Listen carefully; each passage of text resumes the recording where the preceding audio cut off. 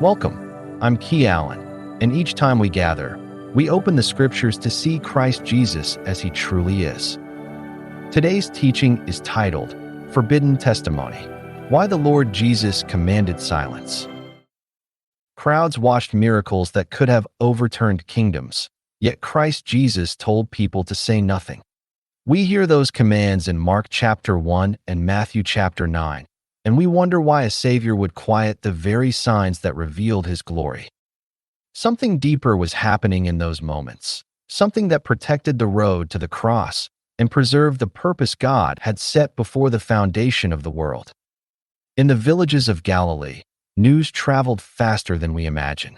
A single healing could move from one marketplace to another before the sun reached its height. When the Lord Jesus touched a leper, as written in Mark chapter 1, the man walked away cleansed, and the words "he stretched out his hand and touched him" carried a weight that stirred entire communities. People repeated the story with excitement, and the miracle became a spark that could ignite a movement. Christ understood how quickly crowds could gather, how easily a moment of compassion could become a wave of political expectation. Galilee lived under Roman occupation, and the people longed for deliverance. Every village carried memories of uprisings crushed by Roman soldiers.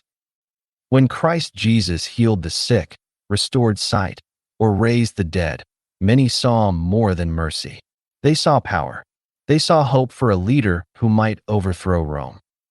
The Lord knew that publicizing these works would feed the desire for a political Messiah, not a suffering Redeemer. Silence became a shield, protecting the mission his Father had entrusted to him. In Matthew chapter 9, Christ restored the sight of two blind men. After touching their eyes, he spoke a line that surprises many. "See that no one knows it." We hear those words and wonder why he would restrain testimony. The answer rests in the tension between physical restoration and spiritual redemption.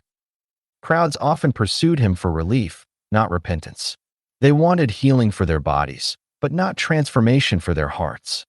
Christ understood that fame built on miracles would draw thousands who desired the benefits of God without the call of God. The Lord walked through towns where suffering was visible in every direction. People pressed toward him with urgent needs, and he met those needs with compassion. Yet he also recognized that too much attention would hinder his movement.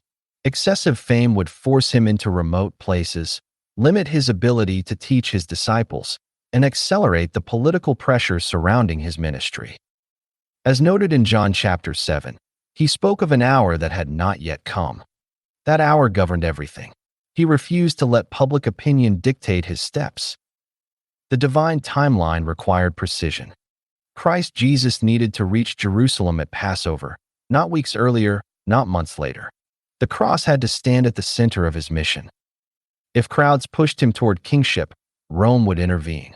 If Israel attempted to crown him by force, his path to Calvary would be disrupted.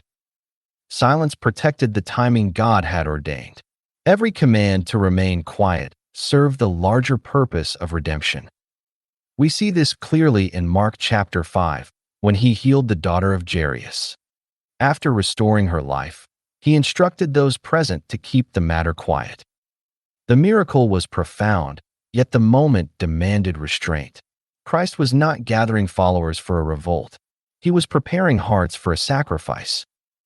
The Lord walked toward a cross, not a throne, and he guarded that direction with deliberate care. Crowds often misunderstood his mission. They saw temporary relief and missed eternal redemption. They watched bodies restored and overlooked the deeper work of the soul. Christ Jesus refused to be remembered only as a healer. He came as the Lamb of God, and the cross would reveal his identity more clearly than any miracle. The silence surrounding his works lasted only until the right moment. At Calvary, the secret ended.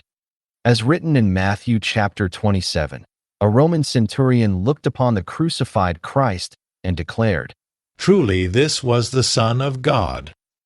That confession carried no danger of political uprising.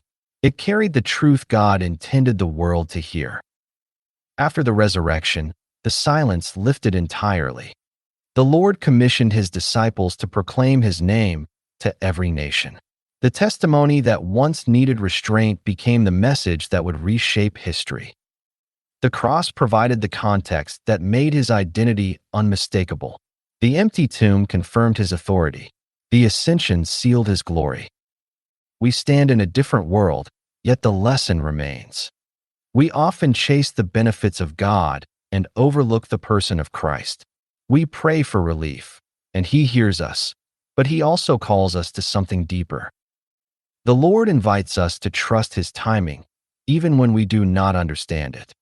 Christ Jesus still works in ways that protect our hearts, guide our steps, and shape our faith. When we consider the moments he commanded silence, we see a Savior who guarded his mission so he could redeem ours.